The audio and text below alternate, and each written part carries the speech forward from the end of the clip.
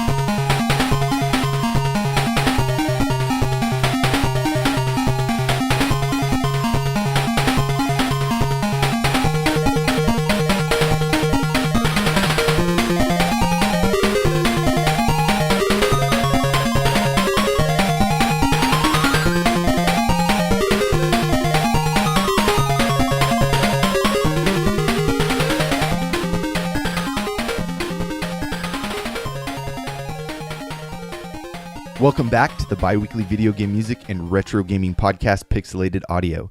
We are your hosts. I'm Brian, and this handsome lad sitting across from me is James. Hey.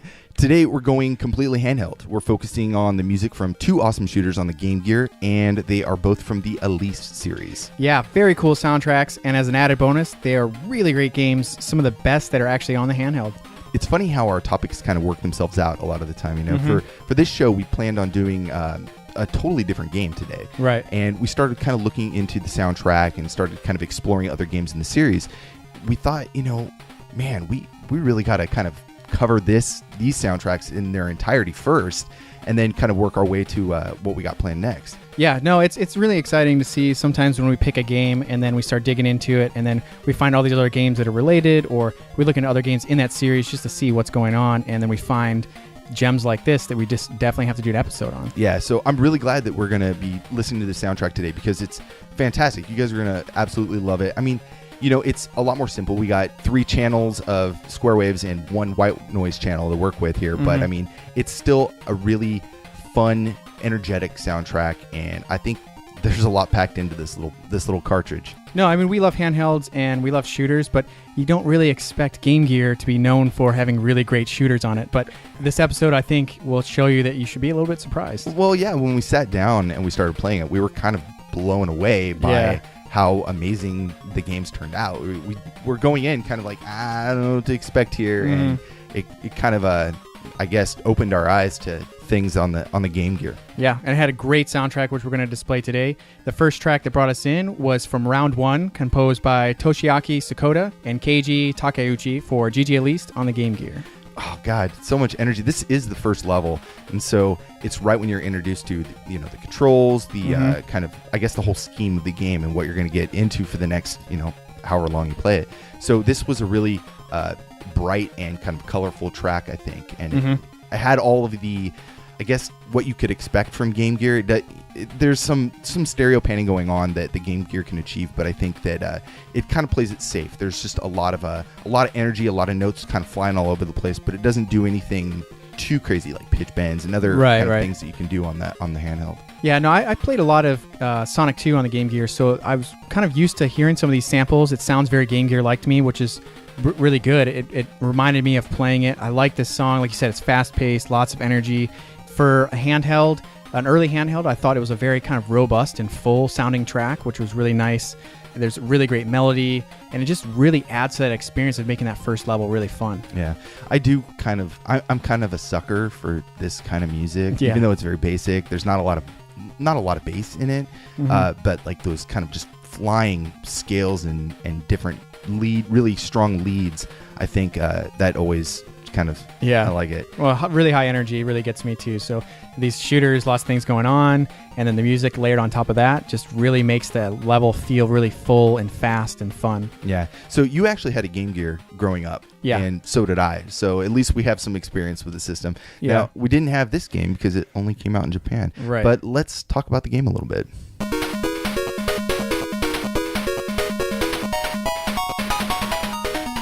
So GG Aleste, pronounced Alesta in Japan, is a vertical shooter on the Game Gear that was both published and developed by Compile in 1991. Now, this is actually the 5th game in the Aleste series. So starting in 1988 with Aleste on the Master System and MSX, then there was Aleste Gaiden and Aleste II on the MSX.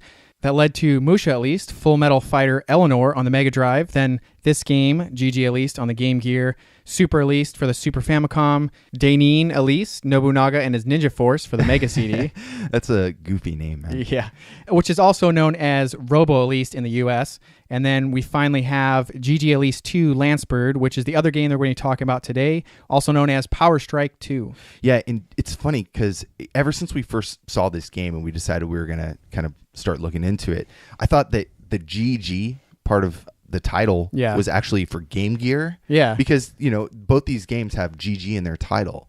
And so I was like, well, that's interesting. Why would they do it that way? Sometimes we see like Super Aleste, or, you know, like something where it's like Super Nintendo or something, right? Yeah, well, there is a Super Aleste, but then we saw that GG Aleste was released on a console, and we're like, whoa, wait a minute.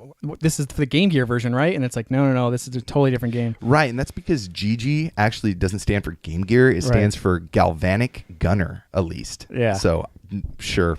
Yeah. Okay. Yeah, our mind was blown.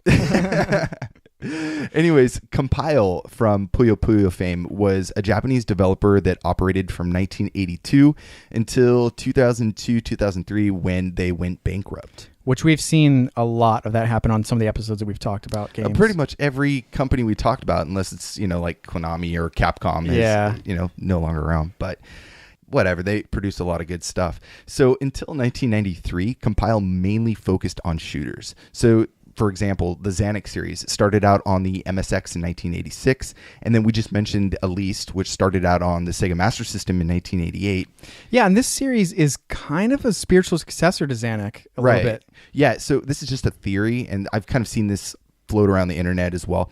But Aleste is kind of a continuation of Xanax because Compile stopped working with Pony Canyon, who was the publisher before. Mm-hmm. And Pony Canyon basically kept all the rights to the Xanax name. So Compile had to kind of come up with something new as like their sequel. I mean, a lot of Compile's games are very similar. They have a very Compile trait to them. And so I think that when they kind of broke away from Pony Canyon, they're like, hey, let's just do something new or the same, but just call it something else. Right. And we've seen that happen before too with like GoldenEye and Perfect Dark. I mean, it's basically a spiritual successor because they didn't have the rights to GoldenEye anymore. Right. So they also did Gunhead, known as Blazing Lasers here in the States, for the PC Engine and TurboGrafx 16 in 1989. There was Gun-Knack for the NES in 1990, and also the Spriggan series that started out on the PC Engine CD in 1991. Anyways, in 1993, a few of the Compile staff left for basically then a new company, Aiding and Rising, which had just come to fruition. Yeah, and I think we talked about Aiding and Rising way back in our original Halloween episode. I think it was like episode 8 or something like that. Yeah, we talked about them on what was it? Nightmare in the Dark? Yeah, maybe. Anyways, so there the guys from Compile did a few more shooters like Maho Daisakusen and Battle Garega. So they were just still kind of doing their same style, putting out new stuff, but for Aiding and Rising. Yeah, and a majority of the developers at Compile that stuck with the company until their bankruptcy got together directly after and created a whole new company called Milestone Inc., where they made another handful of arcade shooters for the Sega Naomi hardware, a bunch for the Dreamcast, PS2, GameCube, PSP, and Nintendo DS. Right. Unfortunately, now they also are out of business. So it's kind of sad to see them kind of survive on make a new company and then kind of go out again. But unfortunately, I don't think shooters really have the same market or the same, group of people playing them like they did before. No, I agree with you. Like, I think that, people like us and probably most of you guys listening are still fans of shooters. But I think the general kind of gaming population, the casual gamer, it's not it's maybe not something that they're constantly getting high downloads for in the App Store or something like that. So yeah, we do see some indies making them now, but I think some of that is because it's not as sprite intensive to make a shooter, but they're still really fun to play with that limited amount of artwork. So right. So I mean, it's kind of like the audience. Maybe it's just not. Yeah, especially too. Like they were mostly making consoles and console games and like arcade stuff. Arcades are almost extinct now. Yeah, pretty much extinct now. And consoles themselves too, for like the shooter genre, are also kind of low in demand. I think we see a few things. I think come out on like PSN and Xbox Live and stuff, but it's very, very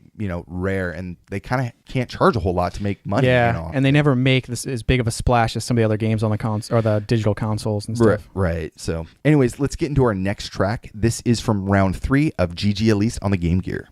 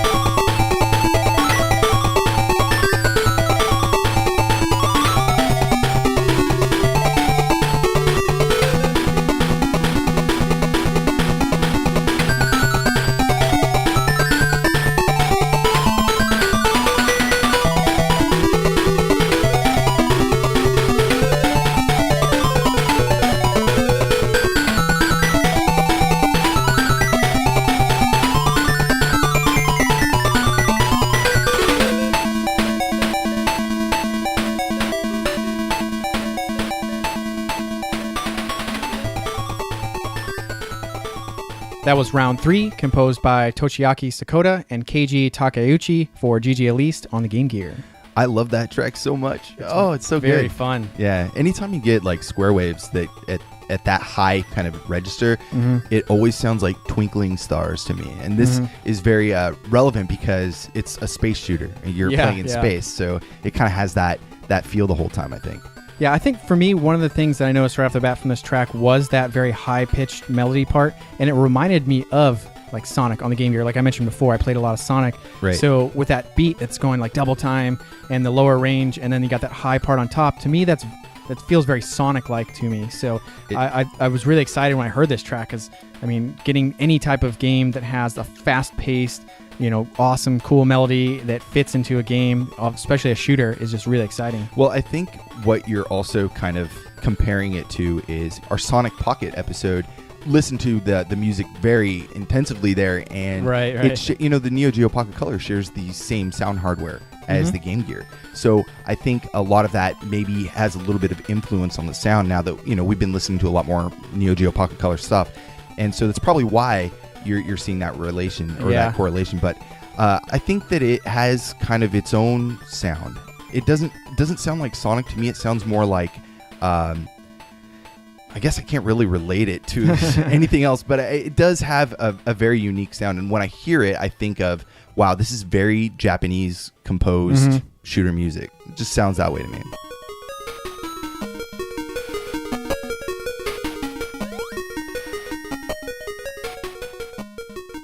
So Toshiaki Sakota, he got to start over at Compile in the late 80s to mid 90s, and then he moved over to Sting. And we've talked about him before, actually, on a past episode. It was our episode featuring Treasure Hunter G. Oh, great soundtrack. Yeah, no. So he was one of the many composers that actually worked on that soundtrack, and we got into some pretty good detail on him. But as a little refresher, he's probably best known for his work on Devil's Crush for the TurboGrafx-16 and Musha for the Sega Genesis. Right. He's done a bunch of other stuff, and he got his start on Aleste II on the MSX, which is kind of cool to see him get his start on this series. So that's kind of neat. We mentioned Gun Knack on the NES earlier in the show. GG Aleste There's also Evolution 2 on the Dreamcast, Evolution Worlds for the GameCube, ZVS Fardrot Saga for the PC Engine, Puyo Puyo for MSX and Game Gear, Baroque for Saturn, PS2, and Wii. And he's actually got a lot of games that he's uncredited for. So we kind of went into that in a little bit more detail in that Treasure Hunter G episode. So if you're interested in that, you can go back and check that out. Yeah, I guess he was kind of like, I'll do these soundtracks, but I kind of just want to keep my name separate from it. Right. Maybe he wasn't. It's not that he wasn't proud of him. He's just, maybe there was some work embargo stuff going on. I'm not exactly sure. But Keiji Takeuchi, what do you got on him? I had a little bit more trouble finding out a full list of his compositional credits. Yeah, it's a little bit harder to track some of his stuff down. Yeah, but I did find Spriggan Mark II, Blazing Lasers, Randar 2, Revenge of Death, Gunhead, and Sylphia.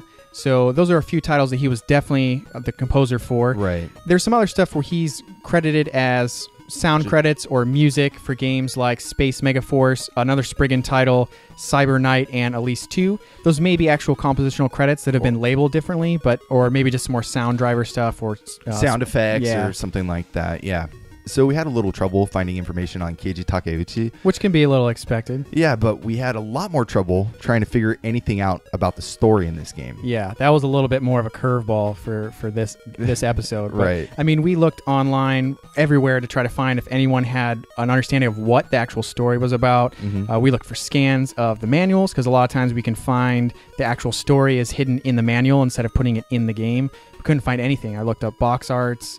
I couldn't read the Japanese box art. That didn't really help that much. But, I mean, we couldn't find anything. So, and the game doesn't really tell you at all. So, what I ended up doing was I looked up the basic premise of the original game in the series to see if, I don't know, maybe that has something to help. If you guys know, you can kind of help us out maybe. Write in, leave us a comment or something like that. Please do. But the basic premise of the original Elise game is that a supercomputer titled DIA-51 was infected by this hybrid virus that spreads through the computer, eventually turning it against the human race. So you ended up having to take out all of its creations and shut down the computer. Right. So there's still not much there. Right. But you're onto something. So what else? I mean, I don't know how much of this bleeds over into later games in the series. We kind of jumped in here and are really starting to dive in. So the game really feels like there's a lot of mechanical type monsters or beasts. So I can't really tell if they're maybe Backlash that have left over from the first game that are kind of this whole army of robotic creatures, or if it's just something that came from space that's now attacking the planet. So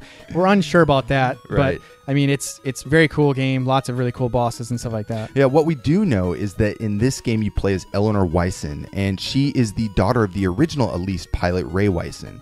And as usual, when you look at the past games, you basically are just fighting through a bunch of enemies to get to the end enemy. Mm-hmm. That's pretty much it. Yeah, and a lot of these shooters you'll see when, like Falcion, you start out, there is no story. You just beat the game. So this one starts out the same way, and we played it. You start out with a cutscene of Eleanor at the beginning. No text, no explanation of who this pilot is. You're not even sure if it's a male or female. And then at the end of the game, you see Eleanor in like a hospital all beaten and bloodied and survived this ordeal. And still no text, no cutscene or anything like that. So it doesn't, from playing it beginning to end, it didn't really give us any idea. So you can see our trouble here. Well, we sat down for a good hour just the other night, and we're like, okay, let's play through these games. And so we started up, played all the way through it, got to the end, and we were both like, so what actually happened? Yeah, who were these people? We have no idea where they came from. So. Yeah, but it doesn't matter because the game's awesome. It is a very fun game. We were just having so much fun playing it, and we were excited. It's difficult, but doesn't really make you really frustrated, and the music was just so good. So, yeah, it keeps you into it. So I'm really excited to get into our next track, which is from round 4 of GG Aleste.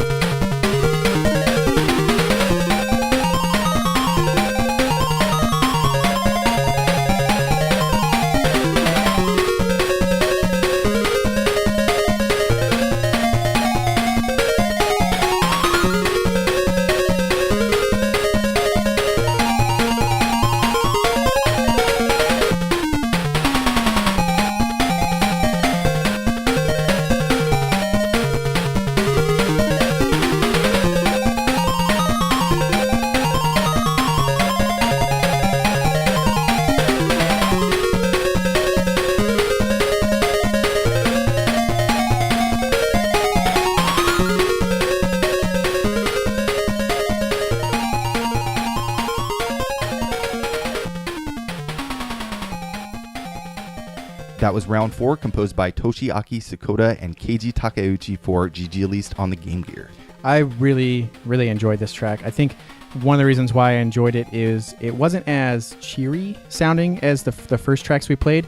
I like to think of games having kind of mimicking the player, and you kind of sit through this one and play through the whole thing at all in once. So I would feel at this part you're starting to get a little bit worn, like you're starting to feel like the frazzled emotions of dealing with all this barrage of enemies just pounding you. Yeah, so I felt like this track kind of mimicked a little bit of your feeling, like this is getting hard, like this is not as easy or as fun as I thought. Like, I mean, it's still a fun game. I really enjoyed playing it, but you're getting punished a little bit more. So I thought the track had it toned down a little bit of that cheeriness for something a little bit slightly more moody. Yeah, so I think I can kind of agree with you there. I have a little bit different take on it.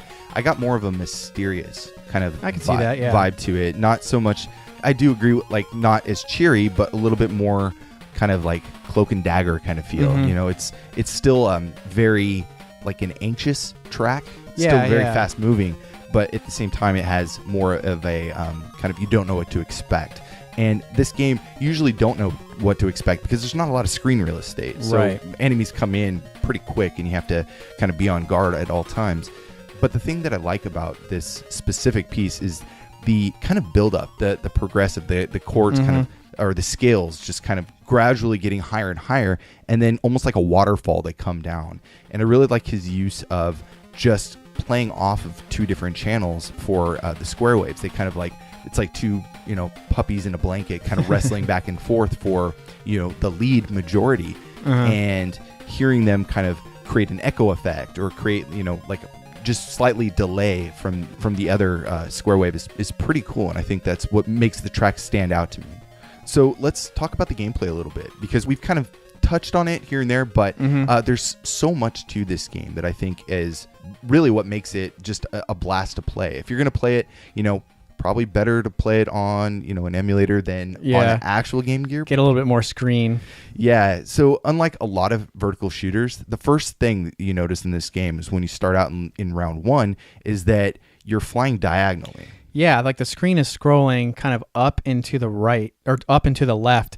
And at first I was like, wow, this is really kind of disorienting and weird, because enemies are staying on the screen a lot longer, enemies that are on the ground. So it was a little bit odd. Yeah, but it doesn't last the entire game. It's only this first round, and it's only part of the first round, I think. Yeah, you hit a spot where it starts moving forward. Yeah, I think it's after the mid-boss.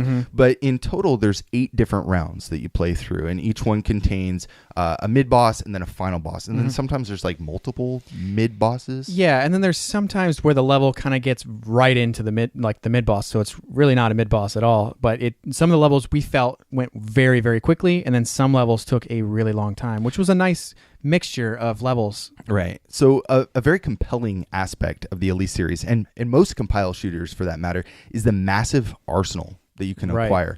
So many different weapons, so many different kind of combinations that you can pick up or swap out that make this game very unique, I think. Yeah, I mean, there's constant changing of the weapons that you're getting. You can experiment around, find out what works best for you, or what works best against different enemies, or it's just in different levels in general. So there's a lot of movement around. You have things like spread shot, lasers, this homing ring shot, which was pretty cool. I like that one a lot. There is a blast that shoots out like a force field that kind of circles around you and will block blasts, but your bullets are not as strong, so you're left with just the main normal bullets. And you can get things like missile shots that will shoot out and kind of break apart and go off in different directions, like a napalm kind of it's kind of like a scatter type shot, which is kind of neat. There was a lot to play with. Right. So each of these power-ups is represented by a letter on this kind of thing that's floating around. And we kind of came up with our own names for them because we're trying to remember, because it's very crucial to the gameplay on what you pick for what. It's like there's a strategy behind it, kind of like in Mega Man, where you have to pick the right ability to go up against certain bad guys to be able to take them out. And so we started kind of looking like, okay, let's get lasers here, let's do this, and I think that that's what made it so fun for us, because we were both like, oh, you got to get homing missiles right here because you need to take out these guys on the side. And we just started kind of collectively coming up with our own little strategies. And it was really cool. I really liked that a lot, because there was weapons that I really liked that you didn't like as much. And so when we were switching off and on, we were like, okay, let me try that. I'm like, nah, I really like this weapon. I think I'm going to stick with it. And then when you would take your turn, you'd be like, oh, okay, cool. That actually really helped a lot. Or like I would get to a boss and I would switch the weapon right before, and we might figure out some type of trick, because there are definitely ways to spam bosses, or definitely different weapons that will help increase your chances of survival. Right. The other thing I really like about this game is the controls. They're just very tight. Yes, extremely tight. Yeah, and I think usually on a shooter, I prefer an arcade stick.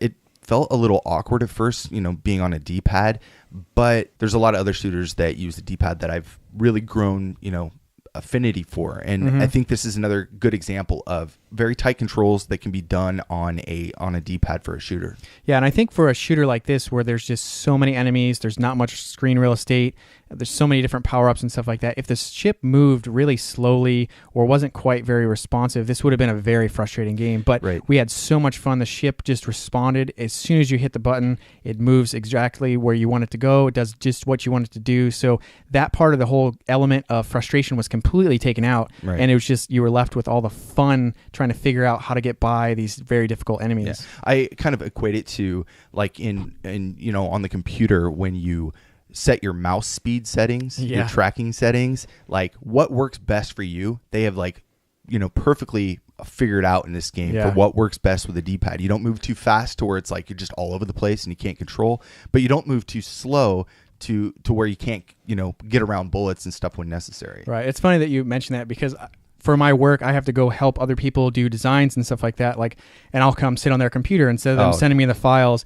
And I sit down, I'm like, I don't know how you're doing anything, because this thing is moving way too fast. It's way too sensitive. And I like mine a certain way, and they've gotten used to it a certain way, but it's so hard to do anything on their computers. That's the difference between an artist and an engineer, because for me, my mouse is so fast, like I could barely move my finger like a centimeter, and it's like across the screen. That's exactly I don't like that. It's where I need to be. Anyways, a lot of bosses in this game too are a lot of fun. I think that's another aspect that made it so enjoyable each stage. You get to see this really bizarre kind of take on like this bad guy from, I guess, the supercomputer. Yeah. And it was really cool, because one of the things that I really liked about the bosses is that not only did they have unique abilities, but they kind of built upon each other. So a lot of times you'll see bosses where they don't really do anything similar to what the previous boss did. But in this one, you're seeing things that have similar type of attacks. But then they build upon it. Yeah, and then so you're like, oh, okay, I handled that. But then they have this whole new attack where you're just like, whoa, I don't know what I'm doing. This is a whole new type of thing, but there's familiarity to it, which is really nice. Yeah. And some of the boss designs, which we'll get into the graphics and stuff like that, were just so phenomenal. Yeah, they were out of this world, man. Also want to bring up the bonus levels. So every 2 levels, I think it's every 2 levels, they present you with this bonus level. And this is actually really, really critical to your gameplay. And what it is it's kind of like this almost like Galaxy Force style single screen. There's no crazy backgrounds or anything like that. And enemies fly in at certain patterns, and you have to take them out to get power-ups. They don't hurt you. They don't damage you, but if you don't kill them, if you don't, complete the chain of enemies, you can't get the power-ups. Yeah. And you really need those for the next level. Yeah, so if you get a certain number of points in that bonus level, which I think was like something over 80,000, you could actually get an extra life in the game, which was extremely helpful, especially when you were getting ready for those bosses, which usually followed up these bonus levels almost immediately. Right. So there's 2 different modes in this game. There's a normal mode and a special mode. We weren't quite sure what special mode is, but it's basically hard mode. Yeah. Not sure why it's special. Maybe it's especially hard. Yeah. I'm not sure, but we completed the normal mode together. Every life that was lost, we switched. Yeah. So it's a fun way to play. It's how I played as a kid. Like, you play until the next person dies. Yeah. You have unlimited continues. As long as you hit continue, you can keep going. So from the last stage. Yeah, from your last stage, which was nice. If your last stage included the bonus round, you got to do the bonus round again, which would have made it impossible to continue without it. So So it was nice when I would get a game over, Brian would continue, and then we'd kind of chipped our way through. So no save states. If we had if we played it on the actual Game Gear, we would have just passed the Game Gear back and forth. So. Right. So let's get into some more music. We have music from round 7 and then the final round, round 8.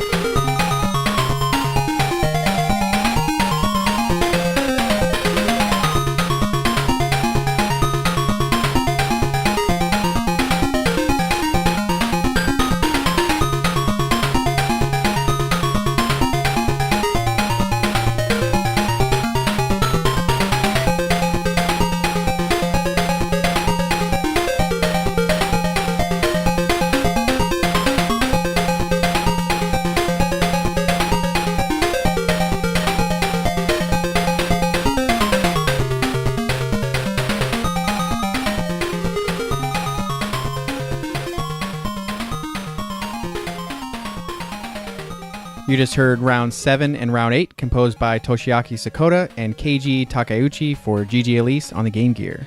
You're getting really good with those names, man. I have to practice a lot. I'm so proud of you. Oh, man.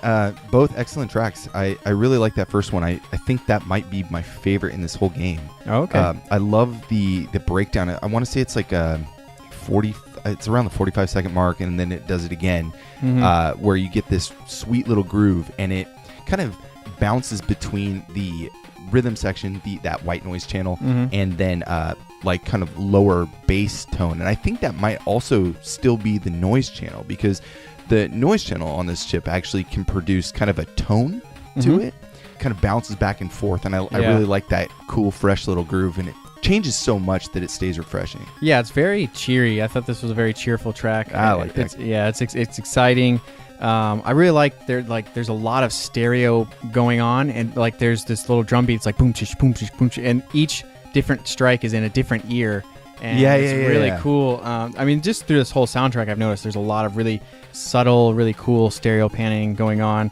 This track had a lot of cool like echoes and offsets and stuff, so it just felt very full, and your ears were just like, they felt very surrounded by sound and just the constant notes and everything, but it didn't overwhelm you. It was just kind of really fun. I thought this track especially. Like you were saying about the panning, the different stereo separation and stuff, and I think, we've mentioned that earlier, but it was a really cool feature of the Game Gear because, the same sound chip is in the Master System, and you never had that opportunity to hear it back this way. And also with the Game Gear, if you didn't have headphones, you wouldn't be able to hear it either because you only had the mono speaker. So being able to really kind of listen to it with headphones and listen to all these little really just kind of minute changes in panning is a really cool feature, I think. Yeah. It's something that we can appreciate today a lot better than maybe when we were kids. Yeah, no, it's definitely interesting to think of how a handheld kind of changed that, where, a console, parents could kind of go off, but a lot of times you're stuck in like the car with your parents and they don't want to hear you playing games. So there's like, put on some headphones and, so it's nice and quiet. They can listen to their, 80s rock and stuff like that. Well, like I think I mentioned it on the show before, that's how I got away with playing a lot of video games, like a lot of Game Boy in bed at night, is because I could put on the headphones and just kind of rock out in my own little world. And nobody knew I wasn't sleeping. So I hope my parents don't listen to this. No. Anyways, so round 8. I thought that was an excellent track too. Man, I love all these tracks. Yeah, I think round 8 might actually be one of my favorite tracks from this why is that? It has a little bit more of that urgent kind of less cheerful sound to it, which I really like. It made me feel like I was working towards a really important goal. Round 8, that's a very difficult level. It's the last one. Yeah, so I mean, you're kind of excited to get that far. And for me, hearing a track that's not as cheerful was a nice treat for me. So because I really like those kind of sadder or more urgent feeling, melancholy kind of sounds. Yeah. No, I did notice in this track that the bass is a little bit lower than the previous ones. And to be fair, I think I mentioned it earlier that there's not really a lot of bass in the whole soundtrack. But this is true for the Game Gear audio just in general, and also the Master System, same sound hardware. Because without some trickery, the chip just doesn't have this really low range. So most of the bass is done in the mid-range, which leaves the melody in the much, much higher. So that's why we get a lot of like kind of chirpy, very high, very cheerful sounding. Yeah. And I mean, because the way to achieve that, having a melody and all these different sections, all these different layers of the sound, they have to put, the mid-range in a already really high range, and then they have to bump the high range even higher, so they get these really squeaky sounds. But there is some different soundtracks on the Sega Master System by, there's some European composers that have done some really amazing stuff with it, make it sound a lot more like a Commodore 64, the SID sound chip. But most, stock Sega Master System audio and Game Gear audio has just a very high range overall. Yeah, and I think that really helps with, if you've played the Game Gear or the Master System, you hear some tracks, you definitely can kind of feel like, oh, this is Game Gear or this is Master System. It has a similar sound because, these really strong limitations, a lot of people were stuck doing the same thing, except for, the few people that really figured out some really interesting stuff. So. Right.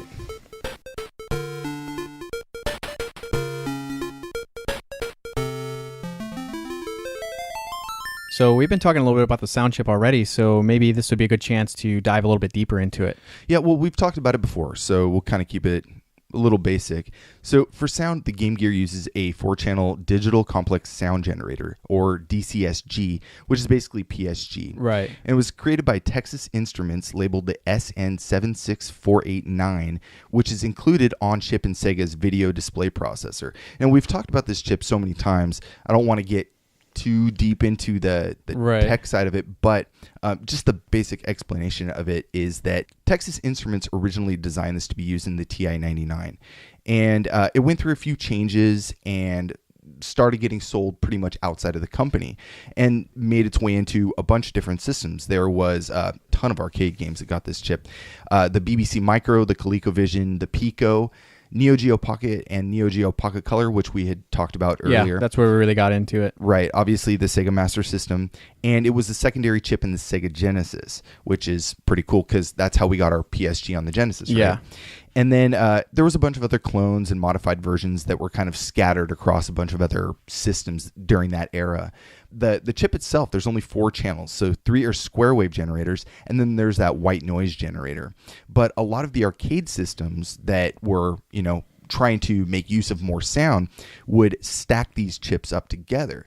So, for example, they would have 2 of these, chips in more 4, and that would double or quadruple the number of channels that they could use for their sound output. Yeah. So it's pretty cool to see how they would, kind of string these up and be able to create a more lush, kind of rich tone with the same chip that we've been hearing. Right. No, it's really cool to see like what arcades did with all that extra space they had. I mean, you crack open an arcade and they got a ton of extra space in there, and there's like, oh, let's add a whole bunch more chips in there and make it sound really good. Yeah. Well, the chips are only like the size of a French fry, man. So. Yeah, but when you talk about consoles and handhelds, there isn't a whole lot of extra room in there. But in arcades, there's just like, I mean, you could stick a kid in there and there's plenty of room. Yeah, so it's actually funny because I am doing my own little hardware project. I'm actually stringing a bunch of these together myself just for fun. Yeah. Actually, I'm gonna make my own little synthesizer. I have one right now with the YM2612, but I would like to kind of make a whole chain of these bad boys and set them up. So that's kind of a ongoing little process. Oh, I mean, it's easy to get a hold of these things. They're not really super expensive. And I think I got like a pack of 5 for like $6 or something. Yeah, so I mean, why not play with them? Yeah, why not just throw them around, eat them for breakfast? Anyways, we got some more music. This is the ending track of the game. This is from GG Aleste on the Game Gear.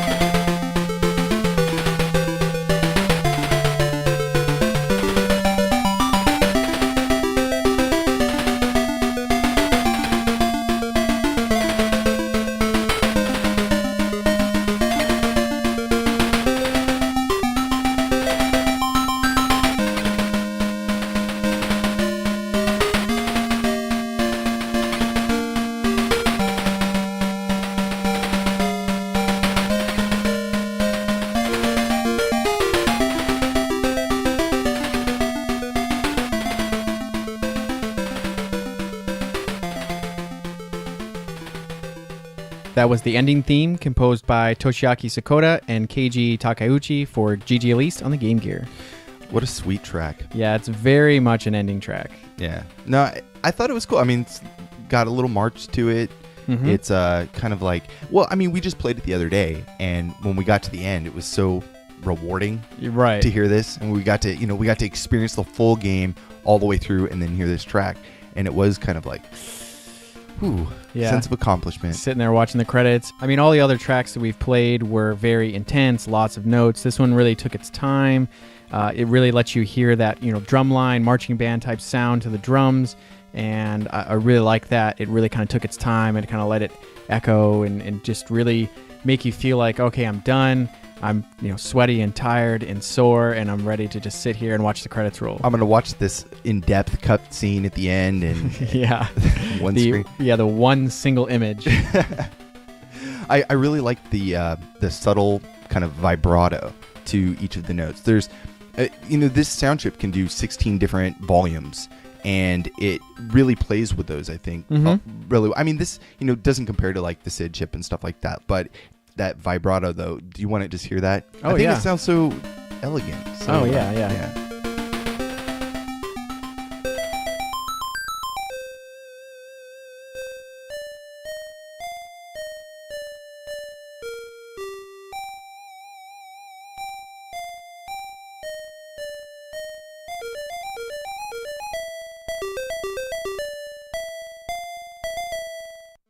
Isn't that cute?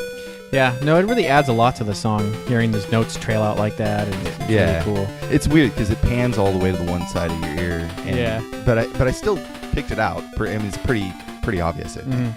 But cool track. So we've talked about the gameplay, and we've talked about the sound chip. We've talked about various aspects of this game. We haven't really looked at the graphics and explained how the look of this game kind of is. So yeah, no, it's a really good looking game. I was really surprised since the Game Gear is not a very big screen real estate, that everything kind of worked really well. And I was kind of worried when I was getting ready to play this that everything was either going to be really, really small, or it was going to come past my screen way too fast because my ship was so big that I didn't have a whole lot of time to react. But I really liked the balance that they had. Yeah, I did think that the screen was, I mean, there is a obvious restriction to the resolution on the Game Gear, but, and this kind of goes along with what you're saying, they did find a very good balance. There is that time where it's like you're fighting a boss or something, and the boss is so massive that your ship really can only kind of strafe left and right on the bottom of the screen. Yeah, you still kind of come close to touching them, but yeah, it's nice. Everything is not super detailed. There's not a lot of detail in a lot of these sprites, except for the bosses where they have a lot more screen to take up. But you still feel like you can see everything. The ship is really easy to see what's going on. It has like that yaw to it when it tilts, which is really cool, and it responds really quickly.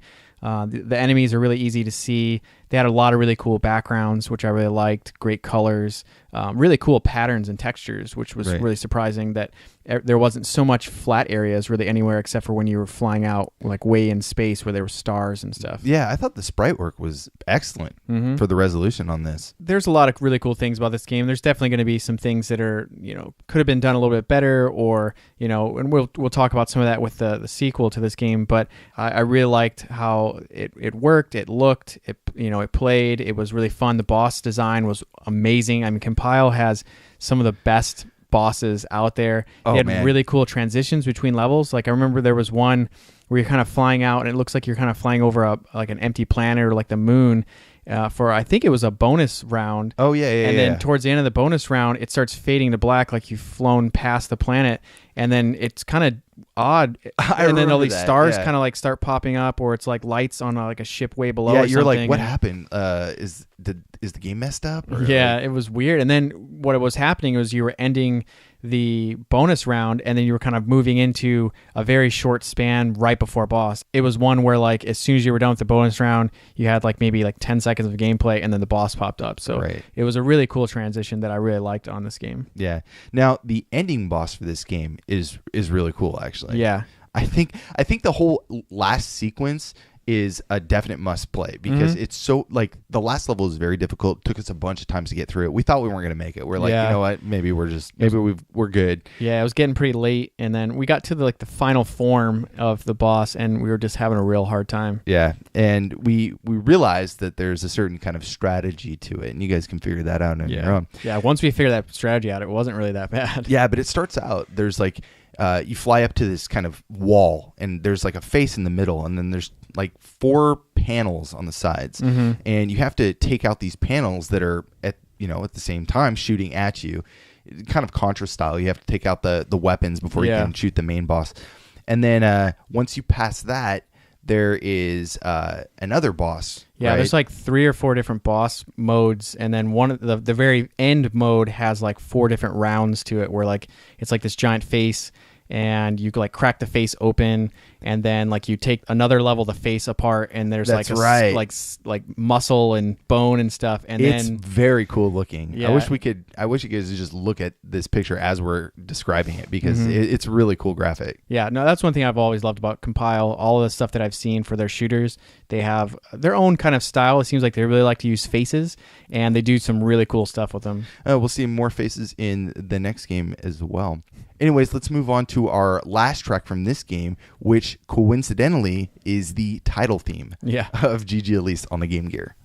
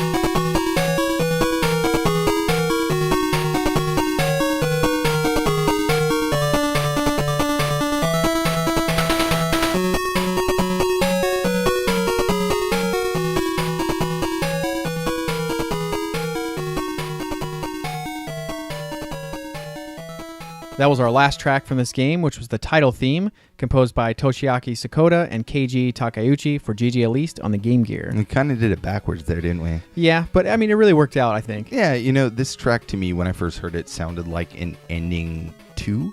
Kind of, like it could be, you get that really kind of slow march where you get the credits and stuff like that, or you see a cutscene. Well, if there were a cutscene, and then this is kind of the staff roll, I guess, to me. But I thought, it's a fun track. It's cool. It's lively. Don't have a whole lot to say about it. Yeah, no, I think this track it makes a good opening track for the game. It gives you that good sense of adventure. It's upbeat. It's really dancey. Yeah. Yeah, it kind of is exciting. It makes you feel like, I'm going to have a really good time, which we really did. And I think that it just kind of starts you off on the right foot. Yeah. So the Game Gear, this wonderful little handheld from Sega. Yeah. Let's talk about that a little bit. Yeah. So because we both have one. We both had one as kids. Yeah. Yeah, so Game Gear was Sega's first attempt at a portable console, which was released in the end of 1990, and it was basically Sega's response to Nintendo's Game Boy. But it's kind of an odd little system, or I guess it's kind of an odd big system. You're right. So we said it's kind of based on the Sega Master System's hardware. It's pretty identical, really, aside from the larger color palette and the stereo through the headphone jack. Yeah, which we had mentioned earlier. Yeah. And it's funny because it's kind of quote unquote like based on their last gen hardware. It's based on the Master System, right? And the Genesis was already out by then. And it's funny because the next handheld, which was the Nomad, was based on the Genesis hardware. Right. It was basically a portable Genesis, right? I just wonder if they would have continued this trend, would I have my Maverick right now? Your Maverick? Yeah, I just made up, I'm going with the naming convention. It's for the portable Saturn. That would have been pretty cool. Yeah, no, I coined that the Maverick. Maybe it's not a good name. Well, sadly, it just never happened. Yeah. I think it probably was a pretty good name. Yeah, well, the thing is, Sega saw the flaws in the Game Boy, and they tried not to make the same mistakes with their, first attempt at a handheld. So instead of Game Boy's, cramp hand syndrome, they opted for a horizontal system. Yeah. So where your hands are a lot more, spaced apart, and it is a lot more comfortable to play like that. There's also a backlit color LCD, which is a huge thing. This was a night and day difference. Yeah, that was pretty much what opted my parents to pick that over the Game Boy, because I had asked for a Game Boy, and my dad played it. He opened it up, my Christmas present. He opened it up and played it, and he's like, "Oh, it's black and white, and it's like hard to see because of the lighting. It's not backlit." And then we were on that kind of Sega Genesis kick, so he's like, "Oh, let's go get this. It's in color and it's backlit." And I was like, "Okay, cool." I got to play Sonic, and then I was like, "I don't know." I don't know like that. Yeah, so they introduced some really new, awesome things to the Game Gear, which hadn't been done on the Game Boy, but they also introduced a bunch of new flaws that the Game Boy didn't have. It's a huge ass system, for one. And, I mean, you could barely put it in your pocket. I don't think you could put it in your pocket. Yeah, I mean, you could barely fit it in your backpack as a kid. But the Game Boy, you really couldn't fit in your pocket. Yeah. Either. But it was definitely, way bigger than the Game Boy. It was about the same thickness, but it was just so much longer than the Game Boy was tall. That's because of all those batteries. Yeah, I mean, that was another big issue with this, was the battery life was just absolutely horrendous. It's 6 batteries, and it probably gave you, I don't know, like just a couple hours. Yeah, it was like 3 to 5 hours max. Yeah. I think that's even being a little bit lenient. Yeah, it didn't seem like that. But I mean, I probably wasn't putting in brand new batteries when I was playing anyway. Yeah. Grabbing those remote batteries. But I mean, I remember just primarily playing it attached to the wall. So which really hardly makes it portable. Right. It didn't have that for me. So I never played it on like little road trips and stuff like that. It was just when I was sitting there like leaning up against the wall because the cord wasn't very long. Did they do a DC adapter for like car stuff? They might have. I mean, it would make sense, right, for kids. Anyways, another problem was heat dissipation. We have all these extra batteries taking up, tons of room and creating a lot more heat. It kind of was prone to like the sweaty hand syndrome. Yeah. And you already have very sweaty hands. Yeah. I'm afraid to give you my controllers sometimes because I'm going to get them back and they're soaking. Yeah, I got that hyperhidrosis, and I've always had that as a kid, so it was definitely bad with the Game Gear. Yeah, like waterfalls coming off the system. The system was so smooth, it just let all that water just run right off. Also kind of crappy timing for manufacturing. So I guess during production, there was a lot of electronics that got hit by a wave of bad capacitors, which ended up causing a lot of systems to develop audio problems and screen like washouts and stuff like that. And you actually are kind of victim Yeah. One of my coworkers, she found a whole bunch of Game Gear games, and she's like, "Hey, you want them?" I was like, "Oh yeah, of course." And I actually had a lot of these ones that she had as a kid, so I figured, I'm gonna go find another Game Gear. It wasn't really terribly expensive. I mean, it was a little more than I expected, but when I got it, the capacitors were bad, so I got the screen problems and some audio problems. So. Yeah. So you came to me and you were like, "Hey, Brian, what do you think about doing this little fix up on my Game Gear?" And I was like, "All right. Like, what is it?" And you're like, "Oh, it's just some capacitors." And so I looked it up, and there's like 25 caps you got to replace. And they're super tiny. So I was like, they're really how about tiny. I just buy you another Game Gear? And because when I was looking, 95% of the Game Gears I saw for sale, they were all like just for parts. I mean, they were all having so many problems. I don't remember if mine was having problems as a kid, because I played my Game Gear for a long time, even though I wasn't a really huge fan of it. Right. There were games that I did like to play every once in a while, so I got a lot of years out of it. Yeah, I wonder if it was the capacitors would go out because of usage, or if it was an age, like an end of life kind of thing. But even though it was a distant second to Nintendo's Game Boy, it did manage to sell 4 million units until 1993. So I mean, there's a lot of Game Gears floating around, and there was a whole bunch of games for it too. So yeah, there were quite a few. There's some really cool ones. Yeah, well, like these two. So anyways, let's kind of shift focus and move over to our next game, which is the title theme from GG Aleste II, Lancebird on the Game Gear.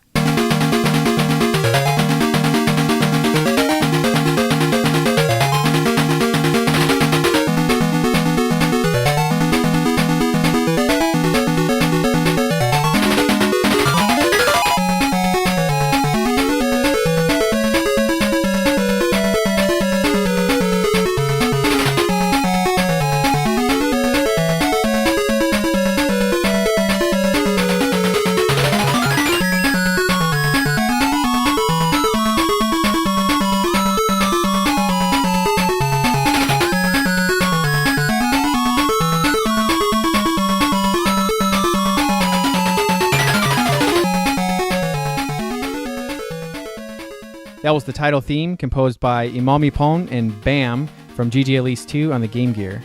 I really first didn't like that track. I was like, the notes are kind of tripping over themselves, and where is it going? But as soon as the kind of melody and everything kicks in, I think this is one of the coolest theme songs from any Game Gear game. Yeah. No, it's awesome. It's a very cool track. It definitely has a very odd feeling to it. I got that kind of dream sequence, it was very weird to me, like with all the way the notes were arranged. It did feel like they were kind of tripping over each other, and there was an odd feeling to everything, which gave me that kind of dream sequence, like almost nightmarish, but not like not like scary.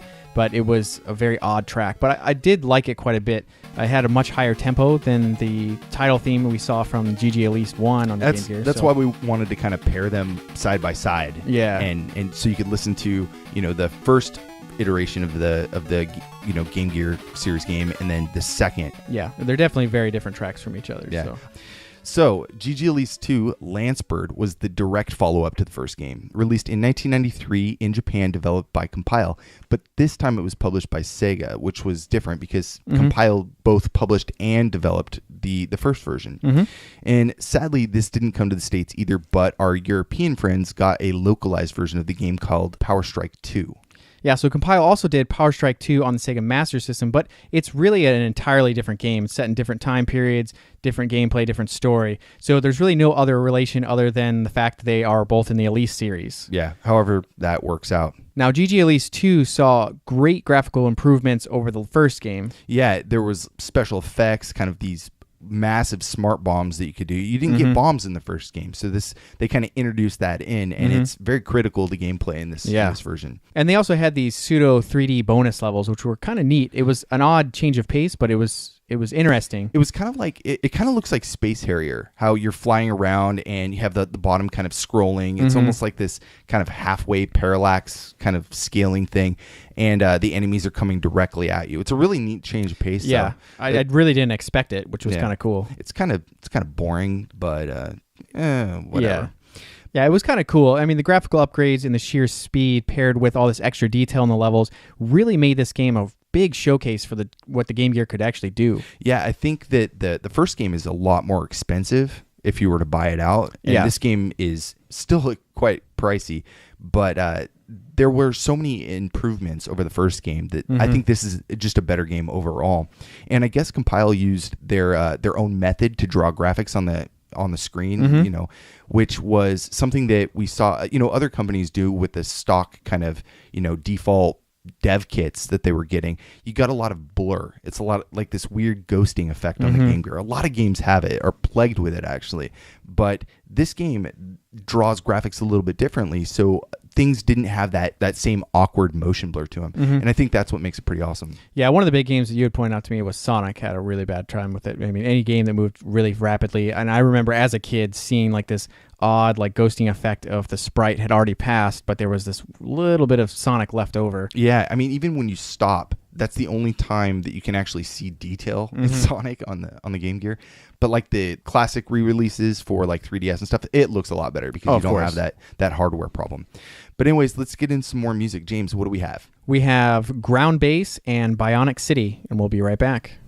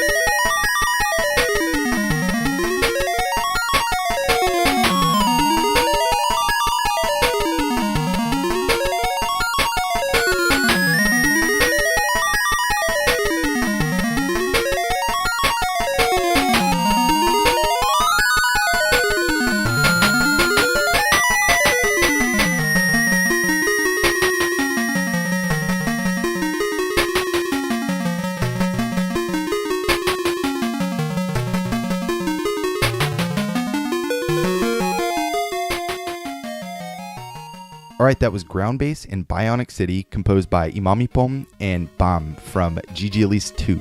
Very interesting tracks. That first one really still had that really odd layout of the music. There still kind of felt like it was tripping over each other, and there was weird flares of sounds and stuff like that. But then really towards the end of the track started all coming together, and I think it really takes a little bit of getting used to these first two tracks that we played from this game.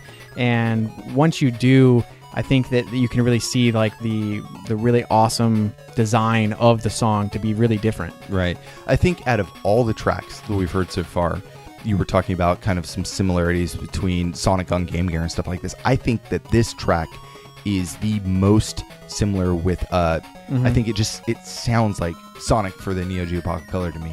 Aside from the scales and stuff, you don't really get that as much, but that lead just screams Sonic.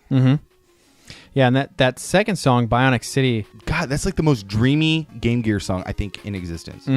Yeah, no, I was sitting here playing, and you came over, and we were getting set up, and I was continuing to play this game.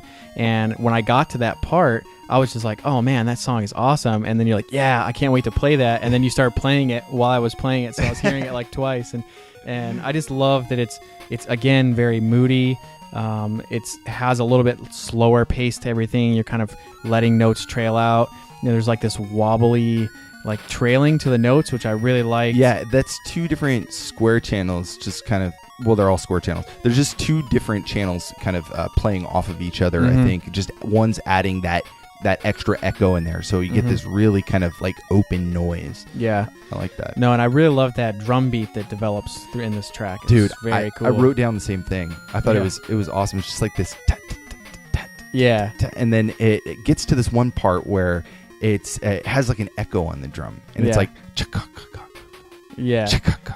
No, it really reminded me of like, say, like like a drummer, like more of a rock band type drummer sitting on stage with like a cello player or something like that. Like two different worlds like working together. I thought it was very cool. That's a good way to put it. Yeah. That's awesome. You're going to say, this is kind of like a drummer, and I was thinking to myself, well, it's percussion, bro. Yeah. It's like when Metallica worked with a symphony. Anyways, pretty cool tracks. So tell me a little bit about the story in this game. So in this game, you play as Eleanor again, and that's about it. I mean, there's a new threat, and from what I could find on the back of the European box, because I could actually read that one, it basically just says that there's a new threat, and you're the best pilot, so it's time to go out and shoot. And then when I first found the box, I was like, yes, there's a whole bunch of text on the back. And then I read the first paragraph, and then all the other paragraphs, I'm guessing, say the same thing in just a bunch of different languages. So. Right. Now, this game plays identical to the previous game, but it has a lot more customization options that aren't present in GG Aleste 1, I guess. And one example of the enhanced customization is the ability to kind of choose whatever sub-weapon you want at the start of the game, which is pretty cool. There's 4 different weapon types. Yeah, so you have the Neo Napalm gun, which periodically shoots napalm bombs slightly diagonal from your main shot. You have the Hammerhawk that shoots homing missiles parallel to your shot, so kind of off to the sides. Right. You have the Delta Form, which is a small ship that circles you and will fire its own shots. And you can that's what that was? It was a ship? Yeah, I guess. And it just kind of flies around almost in like a triangle shape around your ship, and you can get up to 3 of those, which that was kind of my favorite one for this because this game is just nuts. And then the final one you have is the Rising Masher, which is a laser gun that fires parallel to your main shots, and that is just nuts when you get that one powered up. The Rising Masher. It sounds like a breakfast item at Denny's. Yeah. Yeah. It's funny though, because this game does have some pretty cool customizations, but there's a lot of kind of overlap between the first game and this one as far as your power-ups.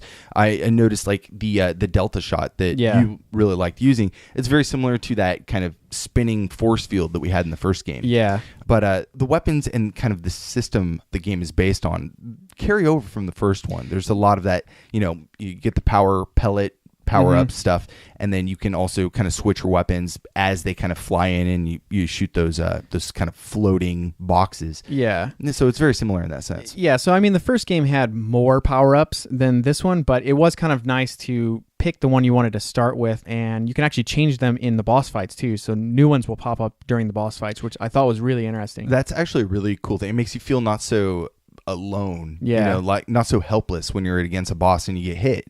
So you get hit, and usually in most games it's like, well, now I've just got to try to survive with whatever I got left. But in this, there are more options to you, or if something's not working out the way you like it, you can kind of change up your strategy a little bit and try something new. So another thing about the gameplay that's really kind of like a cool addition is that smart bomb. We kind of mentioned it earlier. It's very critical because these boss fights, sometimes you aren't doing a lot of damage, and being able to kind of have this one powerful blast will significantly decrease the amount of time it takes to take them down. Oh yeah, I remember I accidentally did it when I was in a boss fight, and I thought I just totally destroyed the boss. I was like, oh man, like his sprite just rips into different pieces. He kind of gets like disjointed, and I was like, oh my god, I just killed him with that one smart bomb. And he comes back, and you got to continue the fight, but you felt like you just destroyed him. Yeah. Anyways, we got some more music. There's 2 tracks we're going to play. It's Cyber Road, and then we're going to play the Cyber Road boss.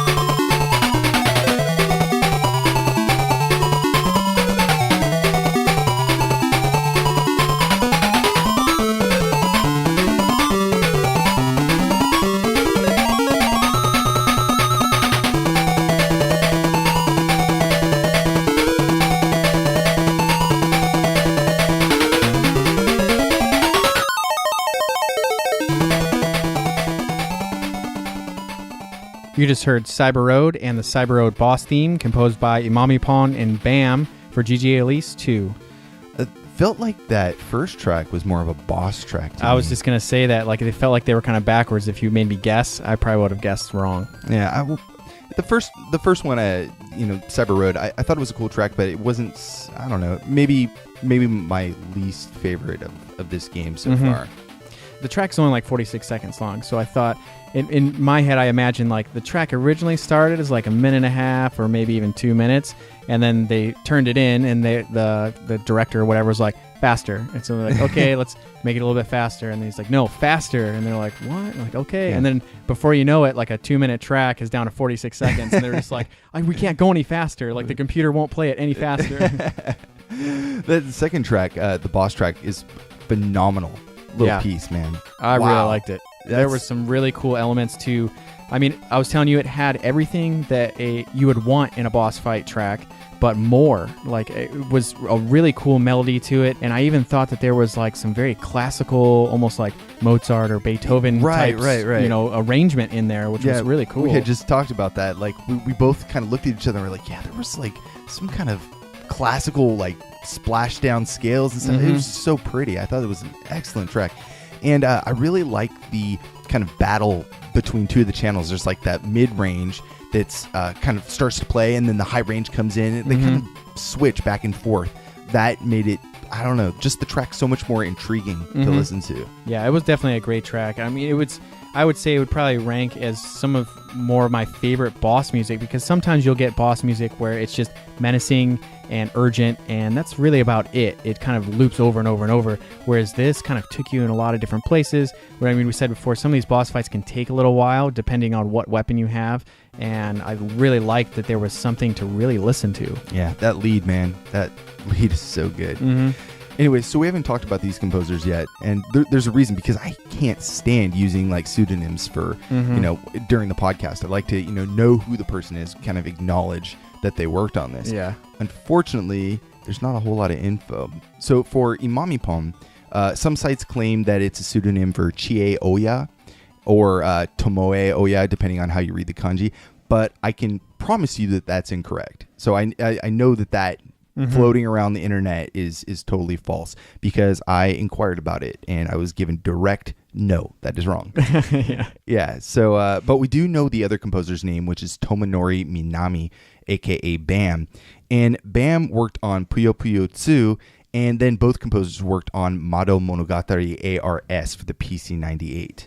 So, not a lot of credits to their names, but they have done some work for Compile. So, well, I mean, who knows? They may even have some other aliases. I mean, if you don't know who did what, then you can't really tie them to any other name. So they probably have more work that they've done, but we'll have to wait and find out if it ever comes out. The only thing I do know is that Imamipon also did basically compiled these disc station releases. It was basically like this magazine subscription where they would release a disc for the PC-98, and it would come out every few months or something, and it would contain kind of little mini games and stuff about Compile. And so I think it was disc 16. I think it was disc 16 that they released, music would be in, there would be like music compilations and stuff like that of old stuff that was kind of redone for the PC-98 hardware. Which is totally an awesome idea. Oh, yeah. And so Imamipon did a kind of like an arrangement of one of these tracks or GG Aleste 1 for this music station or this disc station. So, I mean, that's the only other time that name kind of up anywhere. Pops up. I don't know if it's a man or a woman, but use your imagination. Yeah, it's all the above. But it could have been one of those things where it was like these are interns and they just want to keep their identity safe. Yeah, they moved on to something else. They're not in games anymore. We've seen that before with different composers where we've asked about who they are. Well, you're on the right track, but we can't tell you. We just can tell you they're not in games anymore, or they don't really want to be involved in these titles. One name comes to mind. Tomokun no Papa. Yeah. Oh my God, it still to this day bothers me. It haunts me in my dreams. Oh. Anyways, we got some more music to play. Let's play the boss music from Power Strike 2. You like how I did that? Not GG Aleste 2. Mixing it up.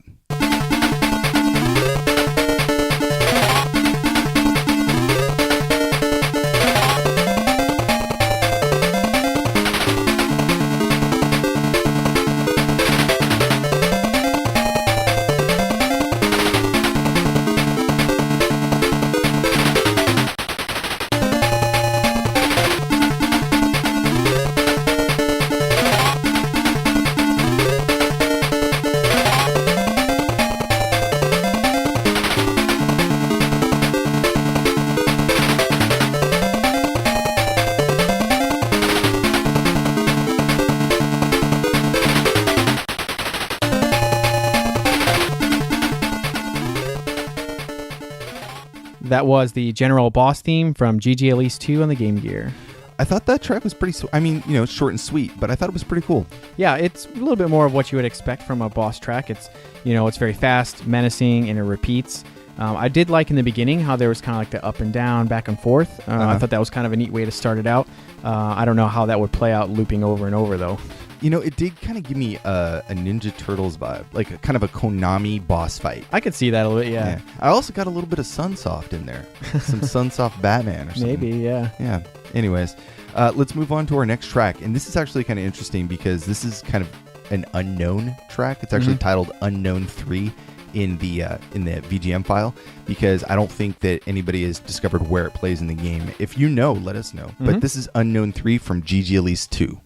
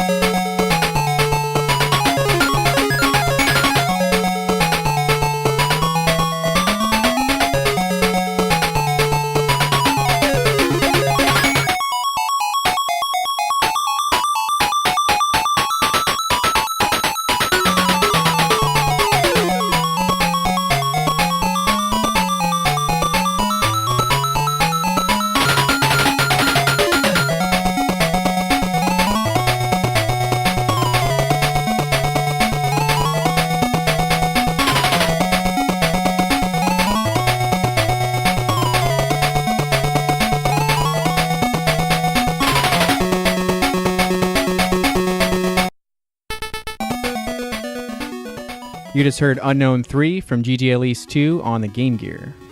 That is my favorite track in this entire soundtrack. That was really nuts. I really want to know where it plays. Yeah. But oh my god, there's not a lot of depth to it. It's really just that walking bass.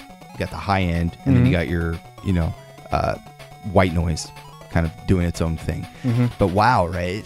Yeah, no, it was a really awesome start. In the beginning, it made me feel like maybe this was like an alternate starting theme or like title music. Yeah. And then it just goes crazy. There was a little part in the middle that I didn't really care for as much. It took a little bit of an odd turn, but when it comes back, it gets really cool and keeps building. And then there was almost like a Castlevania feel to part of it. Right. And everything from there on to the end of the track was just complete gold. I loved it completely. I got a little Fantasia in there. Yeah. There's so many weird kind of changes, kind of throughout as it kind of progresses, like almost like a little storytelling, and just blown away. What's up with that little beep in there? That's like beep beep. Yeah, that was kind of weird. I didn't know if that was like an audio mess up or something like that, but no, it's in there. Yeah. But I mean, I couldn't tell you where this plays in the game. So yeah, I think I got to like the end of level 5 before I was like, I got other stuff I got to do, and that's as far as I could get in the amount of time that I had, but I didn't hear it play once. So yeah, who knows where this plays. Yeah, we'll have to figure it out. This is a fun game, so I'm definitely going to keep chipping away at it. I want to get it on my beat list at some point. Yeah. So let's talk about the graphics a little bit, because they do vary quite a lot between this and between this and the first game. Now, for me, the graphics were just insane. Like, I couldn't believe how much detail they got in just on the same screen as what we were playing previously. Yeah, like how much more they could enhance what they had already done pretty damn well.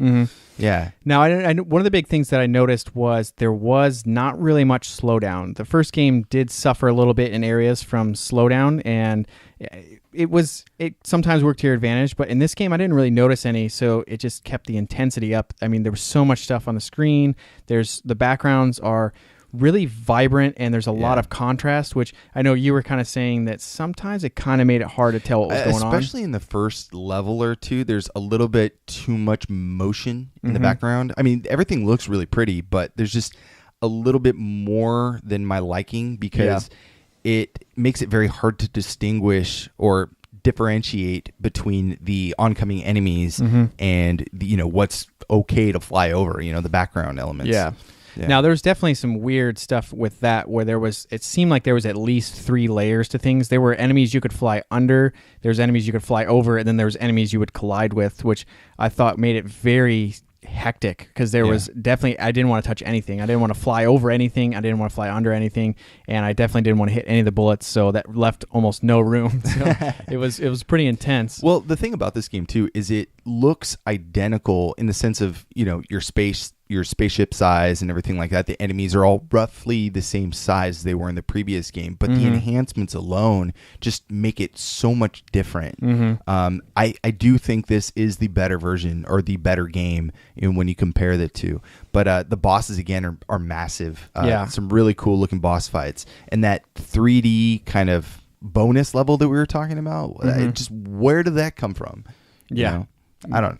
Yeah, no, but I mean, going back to some of the bosses and some of the enemies, there was really cool mechanics and mechanical elements, and I couldn't believe like some of the level of details to some of like the mechs and enemies that were flying around. Like, I mean, there were different machinery, panels, shines, and shadows, and I was just like, wow, I'm just really kind of blown away by the look of this game alone. Yeah, and we're keeping the GG Aleste II section a little bit on the shorter side because the games do play very similar, and we've kind of already talked a lot about the first game. So this is kind of like it's very special, and it deserves all the accreditation of the first game. And we want to keep it more music based on this later half. So let's get into our next track, and this is the ending theme of GG Aleste II on the Game Gear.